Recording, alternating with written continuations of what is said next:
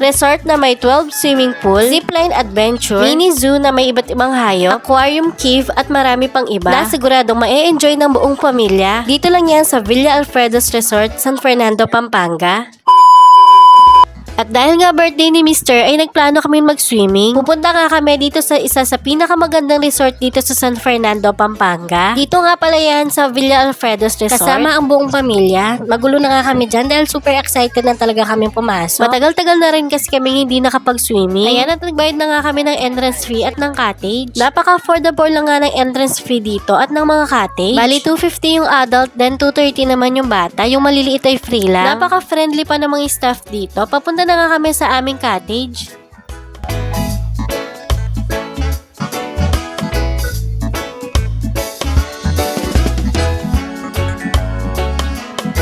Sa pagpasok pa lang ay ma-enjoy mo na talaga yung makikita mo. Sobrang lawak at napakaraming magagandang views ng resort na to. Maganda at malinis din yung mga cottage nila. Ito nga pala yung bunso namin na siya type kong kapatid. Ang ganda rin nga ng pwesto na nakuha naming open cottage. Malapit kasi ito sa mga swimming pool at talaga napaka-presko ng ambience. Tingnan nyo naman yung view mga mima. Talaga makakapag-relax ka dito. Marami ring puno kaya mahangin yung lugar. Mas madali na rin buhatin yung mga gamit dahil pwede na rin ipasok yung mga sasakyan. Ayan, at pinagtulungan na nga namin ibaba yung mga gamit para may ayos na yung mga baon namin. Pwede rin palang magbaon ng mga foods dito. Meron din silang mini store. Syempre, at dahil nga birthday ni Mr. ay kinantahan na namin siya ng happy birthday to you. Nung pinanood ko nga tong video ay hindi pala ako kita sa camera. Pagkatapos ay kumain na nga muna kami bago lumangoy. Pagkatapos ng kumain ay nagpahinga lang kami ng kaunti. Saka na kami pumunta sa mga swimming pool. Dito na nga kami unang pumunta sa isa sa pinakamagandang swimming pool. Pwede kasi rito maglaro yung mga bata dahil 2 feet to 4 feet lang yung lalim ng tubig. Bukod pa doon ay napaka-colorful ng design. Ang ganda ng mga slides, saktong-sakto lang talaga sa mga bata. Pagkatapos ay ang linis pa ng tubig. Ito nga yung first time na mag-swimming si Rencia. Sobrang na-enjoy talaga nila ni Kuya Uno yung swimming pool na to. Pwede na rin kami.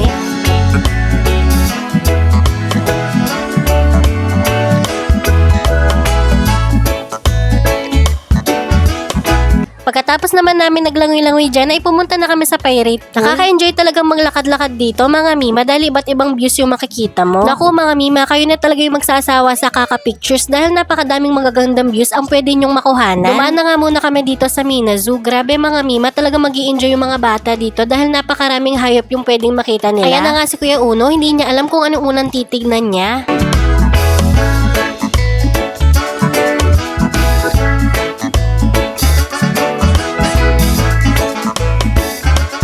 Nag-enjoy din si Baby Rencia, kaya dalhin nyo na dito yung mga kids nyo, mga mima. Sa dulo nga pala nito, ay dyan na tayo papasok sa aquarium cave. Napakarami din iba't ibang isda yung makikita natin dito. Bali, 2 cave na rin yan na may iba't ibang isda.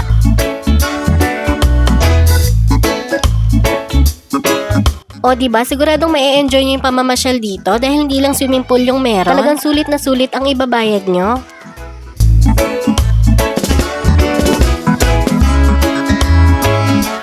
Ayan, at andito na nga tayo sa pirate pool. Ang batang swimming pool din ito, mga mima. Hindi din ganun kataas yung tubig. Pagkatapos ay sobrang ganda ng pool dahil para itong pirate ship. Pwede maglaro at mag-slide yung mga bata.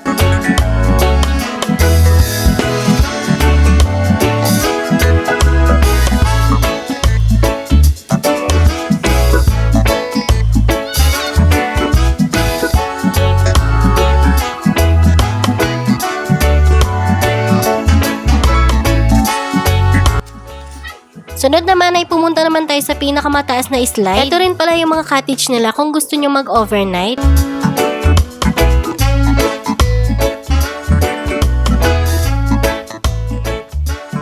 Eto na nga at nandito na tayo sa pinakamataas na slide. Sobrang taas nito, mga mima, na umaabot lang naman ng 50 feet. Amazing! Dapat talaga ay malakas ang loob mo bago ka mag-slide dito. Minsan na nga ako nakapag-slide dyan, mga mima. Isa nga yan sa mga hindi ko makakalimutang experience. Sa sobrang taas nga nito, ay kapag nakapag-slide ka dyan, ay parang achievement na rin. Si Mr. na lang ha, at yung kapatid kong si Yumer na lang yung nag-slide dyan. At ayun na nga sila sa tuktok, mga mima. Habang umaakyat ka nga dyan, ay ramdam mo talaga yung pagtapak mo sa mga hagdan. Ramdam na ramdam mo kasi yung vibration. O diba, exciting talaga. Super safe naman dahil hindi lang dito, pati sa ibang swimming pool ay maraming lifeguard yung nakabantay. Ayan, at nanood na lang kami dito sa gilid dahil bawal pala mag-swimming yung mga bata dyan dahil medyo malalim na yung tubig. Baka adult pool lang talaga siya, mga mima, pero sa tabi naman ito ay merong kiddie pool. Pumunta na nga tayo sa pinakamagandang view na pwede mong makita dito. Ang inaabangan ng lahat, walang iba kundi ang wave pool. Sobrang ganda ng view na para ka na ring nasa dagat. Super enjoy at relaxation yung mararamdaman mo. Sobrang mag-i-enjoy nga yung buong pamilya dito. Marami rin ngang lifeguards yung mga nakabantay.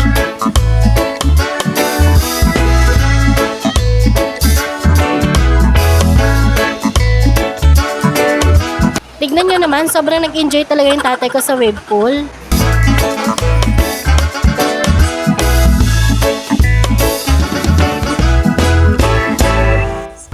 O diba talaga naman nag-enjoy ang buong pamilya? Medyo paggabi na nga kami dyan natapos mag-swimming dahil sobrang na-enjoy namin ang lahat. Kaya ano pang hinihintay nyo? Tara na't mag-enjoy. Dito lang yan sa Villa Alfredo Resort. Isama nyo na yan sa bucket list nyo ngayong summer. Yun lang at salamat sa panonood. Syempre, i-share mo na yan and pakipindot mo na yung follow button para updated ka sa mga easy adventure na talaga namang ma-enjoy nyo. Follow and share!